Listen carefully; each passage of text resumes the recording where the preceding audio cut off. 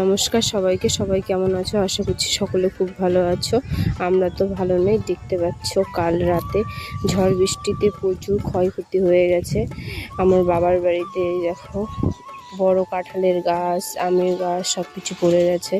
আর বাড়ির টিন সব উড়ে গেছে। একদম গোটা বাড়িতে জল টল পড়ে সব শেষ হয়ে গেছে। আর এদিকে দেখো কত কাঁঠাল নষ্ট হয়ে গেছে পড়ে পড়ে। বাড়ির পেছনে কি অবস্থা হয়ে আছে দেখো। আমাদের সব গাছ উল্টে পড়ে গেছে একদম গোড়া সমেত। আর আমাদের গ্রামের প্রচুর ক্ষয়ক্ষতি হয়ে গেছে। লাইনের তারটা সব ছিঁড়ে আছে। আমি জীবনে ফার্স্ট টাইম এরকম এত ঝড়, এত দুর্যোগ দেখলাম। এরকম কোনোদিন আমাদের গ্রামে হয়নি, এই প্রথম হলো। খুব দেখে কষ্ট লাগে। বাড়ি ঘরের কি অবস্থা হয়ে আছে দেখো। সব গাছ, আমের গাছ, কলার গাছ, কাঁঠালের গাছ সবার ভেঙে ভেঙে আছে।